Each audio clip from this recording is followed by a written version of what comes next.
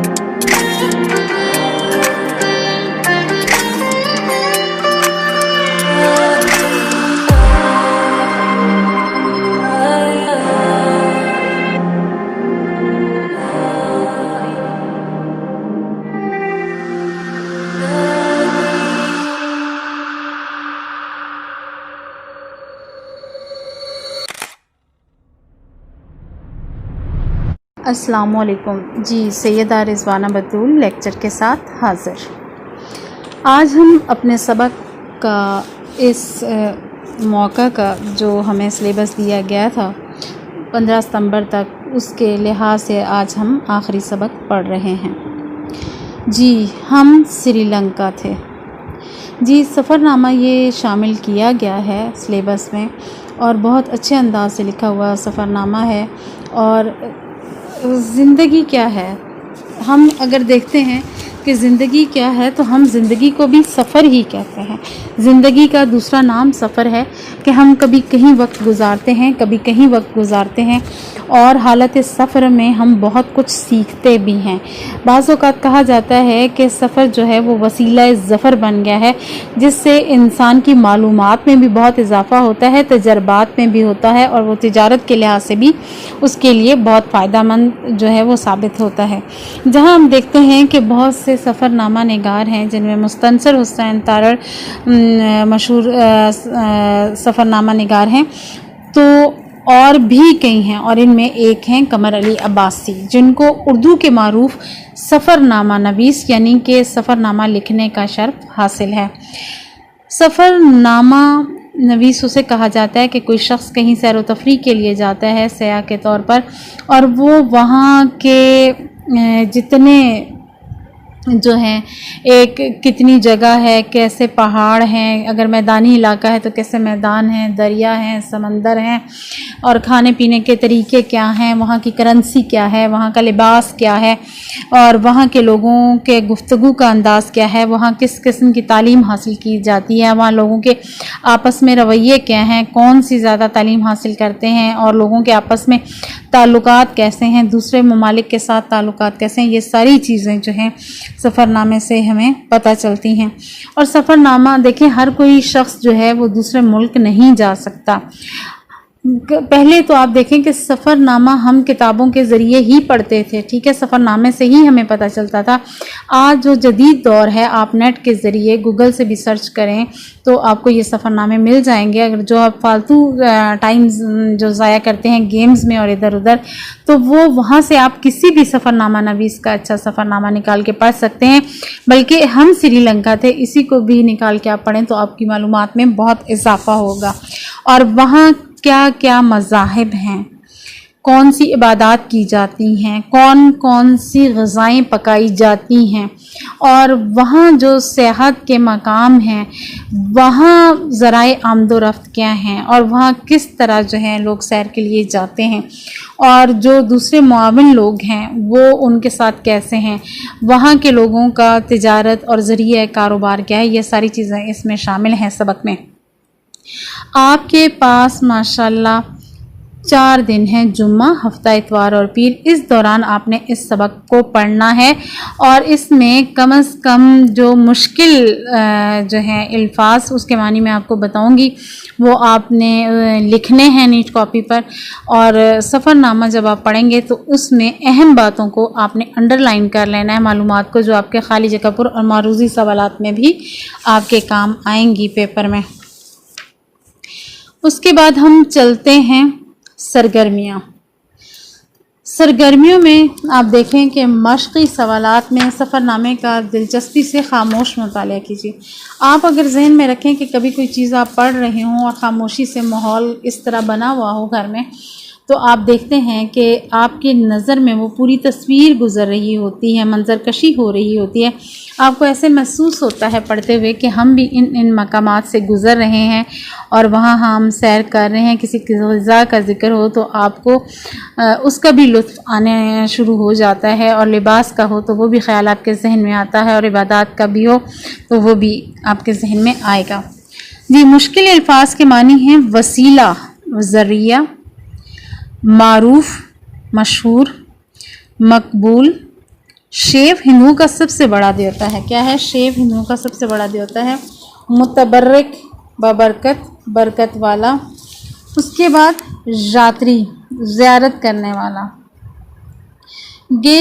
گیروا رنگ یعنی سرخ مٹی جیسا رنگ۔ سنہالی سری لنکا کی قومی زبان ہے۔ بے ڈھب، بے سلیقہ، دودھیا چاندنی، دودھ جیسی چاندنی، سفید من، بدھ، راہب۔ سفر نامہ نویس، سفر نامہ لکھنے والا۔ آپ اگر دیکھیں تو ان کا جو قمر علی عباسی کا جو مشہور سفر نامہ ہے لنکا ڈھائی، اس میں سے یہ ہم سری لنکا تھے جو ہے وہ انتخاب لیا گیا ہے، اور ان کی تحریر میں اتنی سادگی ہے، اتنا خوبصورت انداز ہے، ایسے لگتا ہے کہ ہم لوگ عام لفظ کو جو ہے وہ پڑھ رہے ہیں اور ہماری نظروں کے سامنے یہ ساری چیزیں چل رہی ہیں۔ اس کے بعد آپ سرگرمیوں یعنی مشقی سوالات کی طرف آتے ہیں، تو مطالعے کے بعد جو اس میں سوال ہے کہ سوالات کے جوابات تحریر کیجیے۔ آدم پیک کے بارے میں مختلف مذاہب کے لوگوں کا کیا دعویٰ ہے؟ آدم پیک ایک پہاڑ کی چوٹی ہے، اس کے بارے میں مختلف مذاہب کے لوگوں کے مختلف دعوے ہیں۔ جی آپ ہیڈنگ کے ساتھ لکھیں گے سب سے پہلے بدھ مذہب والوں کا دعویٰ ہے کہ اس چوٹی پر گوتم بدھ کے الٹے پاؤں کا نشان ہے۔ کیا ہے؟ گوتم بدھ کے الٹے پاؤں کا نشان ہے۔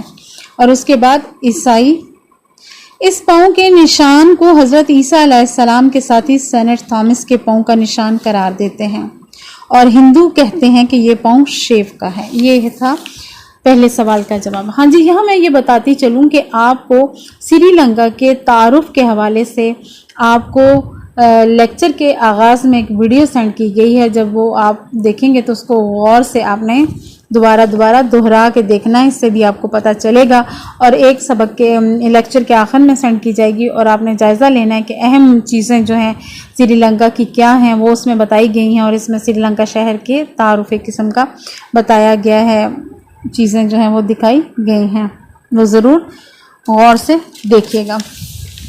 اس سے اگلا سوال ہے کہ اس سفر نامے میں آنے والے مشہور سیاحوں کے نام اور ان کا مختصر تعارف تحریر کیجیے۔ اس سفر نامے میں آنے والے مشہور سیاحوں کے نام اور تعارف یہ ہیں۔ ابن بطوطہ زندگی بھر سفر میں رہا، اور اس نے اپنے سفر نامے میں مختلف ایشیائی ممالک کی تعریف، جغرافیائی حالات اور ان کے رسم و رواج کا ذکر کیا ہے۔ اس کے بعد ہے مارکو پولو پاکستان کے علاقے گلگت آیا، لوگوں نے اسے یاد رکھنے کے لیے ایک بھیڑ کا نام جو ہے مارکو پولو رکھ دیا۔ اس سے اگلا سوال، اپریل تا نومبر آدم پیک کی رونق کیوں کم ہو جاتی ہے؟ اپریل تا نومبر موسم خراب ہو جاتا ہے، تیز ہوا اور بارش چوٹی پر چڑھنے میں رکاوٹ بنتی ہے۔ موسم کی خرابی کی وجہ سے نقل و حرکت میں جو ہے رکاوٹ پیش آتی ہے، اور سفر مشکل ہو جاتا ہے، اس لیے آمد و رفت کم ہو جاتی ہے، اور یاتریوں کی تعداد بھی کم ہو جاتی ہے۔ اگلا سوال، مصنف نے آدم پیک پر نہ چڑھنے کا کیا جواز پیش کیا؟ مصنف نے آدم پیک پر نہ چڑھنے کا یہ جواز پیش کیا کہ چوٹی 7,500 فٹ اونچی تھی۔ کیا تھی؟ چوٹی 7,500 فٹ اونچی تھی، وہاں پہنچنے کے لیے 8-9 گھنٹے لگ جاتے تھے۔ تو مصنف نے پہلی اور دوسری سیڑھی پر قدم رکھا اور لوٹ آئے، اور یہ جواز پیش کیا کہ اگر یہ حضرت آدم علیہ السلام کا پاؤں ہوتا تو ہم ضرور جاتے۔ کیا کہا انہوں نے؟ کہا کہ اگر حضرت آدم علیہ السلام کا پاؤں ہوتا تو ہم ضرور وہاں جاتے۔ اگلا سوال، اس سفر نامے سے 2 دلچسپ اور پرمزاح جملے تلاش کیجیے۔ اس میں خدا کا غضب، ایک پہلا دلچسپ جملہ، خدا کا غضب، اناج کو اناج کے ساتھ لگا کر کھلا دیا، اور دوسرا ہے ہم نے لوگوں کو ہاتھ کے بل بھی چڑھتے دیکھا۔ اگر ہاتھ کے بل چڑھتے ہوئے ذہن میں لائیں تو ایک ہنسی جو ہے، مزاح کا پہلو جو ہے وہ پیدا ہوتا ہے۔ اس کے بعد آپ کو اس سفر نامے کی جو بات سب سے منفرد، کوسچن نمبر 5، سوال نمبر 4 میں آپ کو ہوم ورک میں دوں گی۔ سوال نمبر 5، آپ کو اس سفر نامے کی جو بات سب سے منفرد اور نرالی لگی ہو تو اسے اپنے الفاظ میں تحریر کیجیے۔ تو یہ اس سفر نامے کی سب سے جو منفرد اور نرالی بات جو ہے وہ کون سی ہے کہ سری لنکا میں سبزی اور دال پکائی جاتی ہے۔ ایک نرالی بات ہے کہ سبزی اور دال پکائی جاتی ہے، کیونکہ ہمارے ممالک میں یہ علیحدہ علیحدہ پکا کے کھائی جاتی ہیں۔ اور آدم پیک کی سیڑھیوں پر یاتری جوتوں کے بغیر بھی جاتے تھے۔ بازار کا واحد جوتا فروش اس کو پسند نہیں کرتا ہوگا کہ ہم نے تو کچھ لوگوں کو ہاتھ کے بل بھی چڑھتے دیکھا۔ یہ ایک منفرد اور انوکھی سی بات جو ہے وہ لگتی ہے کہ چلیں کھڑے ہو کے چڑھنا سہارا لے کے، لیکن ہاتھ کے بل چڑھنا جو ہے ایک بڑا مزاحیہ اور ایک تکلیف دہ عمل ہے۔ اس کے بعد دیکھیں یہ سفر نامہ جو ہے اس میں سری لنکا جو ہے اس میں لنکا کا لفظ جو ہے وہ استعمال ہوا ہے، تو اس کی حوالے سے ایک ضرب المثل لکھیے۔ ایک ضرب المثل اس میں یہ ہے کہ گھر کا بیدی لنکا ڈھائے۔ کیا ہے؟ گھر کا بیدی لنکا ڈھائے۔ اس میں معنی یہ ہے کہ رازدار آدمی کی دشمنی زیادہ خطرناک ہوتی ہے، کہ جو ہمارے قریب ہوتا ہے وہ ہمیں جانتا پہچانتا ہے تو وہ بھی ہمارے عمل سے واقف ہوتا ہے، اور جب دشمن بنتا ہے تو وہ زیادہ خطرناک ثابت ہوتا ہے۔ اور اس کا ہم نے جملہ بھی بنانا ہے۔ جب میں نے اپنا راز دوسروں سے سنا تو میں سمجھ گیا کہ گھر کا بھیدی لنکا ڈھائے۔ یا یہ بھی کہا جا سکتا ہے کہ جب نقصان پہنچتا ہے تو ہمیشہ گھر کا بھیدی ہی لنکا ڈھاتا ہے۔ اس کے بعد جی آپ کا ہوم ورک، ہوم ورک سوال نمبر 4۔ سفر نامے سے وہ اقتباس ڈھونڈ کر خوشخط لکھیے جس میں عمدہ منظر کشی موجود ہو۔ جس میں کیا ہے؟ عمدہ منظر کشی موجود ہو، یہ ہے۔ اور انشاء پردازی کے حوالے سے سوال نمبر 7، سفر نامہ نویسی یعنی سفر نامہ لکھنا۔ آپ نے کسی حالیہ سفر کا احوال معلوماتی اور دلچسپ انداز میں تحریر کیجیے۔ کم از کم جو ہے وہ ایک صفحے پر مشتمل ہونا چاہیے، تاکہ اس سے آپ کو اندازہ ہو کہ بالکل مختصر بھی نہ ہو کہ پیراگراف ہو اور بس جی آپ سفر کیا گاڑی میں بیٹھے اور چلے گئے۔ اس طرح نہیں کہ کہیں آپ نے سفر کیا، وہاں ماحول کیسا تھا، آب و ہوا کیسی تھی، اور جو مناظر تھے وہ کیسے تھے، وہاں کون سی چیزیں تھیں، کس کو دیکھ کے آپ کو اچھا لگا، ماحول کو اچھا لگا اور یہ سب چیزوں کو اچھا لگا۔ جب بھی آپ سری لنکا کا یہ سبق پڑھیں تو اس میں مذہب کے بارے میں دیکھیں، زبان کے بارے میں دیکھیں، فصلوں کے بارے میں دیکھیں، مصنوعات کے بارے میں دیکھیں، قدرتی وسائل کے بارے میں، تعلیمی تناسب، آبادی، یہ ساری چیزیں آپ کو ذہن نشین ہونی چاہیے۔ جی لیکچر کے شروع میں نے آپ کو بتایا تھا کہ ایک آغاز میں سری لنکا کے حوالے سے ویڈیو دکھائی جائے گی اور ایک آخر میں تھوڑی سی تفصیل کے ساتھ سری لنکا کے حوالے سے آپ کو ویڈیو دکھائی جائے گی۔ اس کے ساتھ ہی یہ لیکچر کا وقت ختم ہوا۔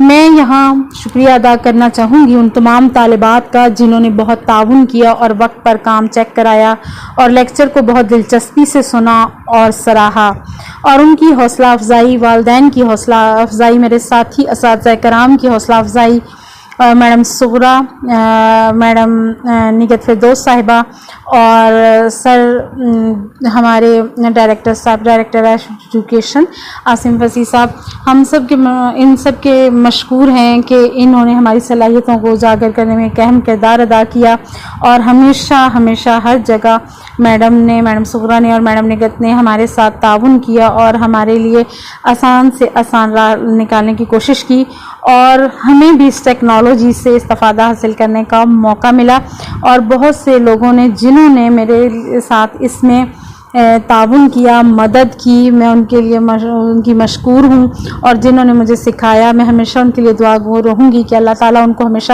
سلامت رکھے اور زندگی میں ہمیشہ کامیابیاں عطا فرمائے، اور ان کو ہمیشہ مزید سے مزید علم عطا فرمائے اور وہ لوگوں کے لیے صدقہ جاریہ بنے۔ اور بچوں کا تو بہت شکریہ، اور ہمیشہ آپ دعاؤں میں یاد رکھیے گا، اور اگر کسی بھی کام کے حوالے سے آپ کو کبھی بھی مشکل پیش آئے تو میں حاضر ہوں اور ہمیشہ آپ کے جوابات دینے کے لیے موجود رہوں گی۔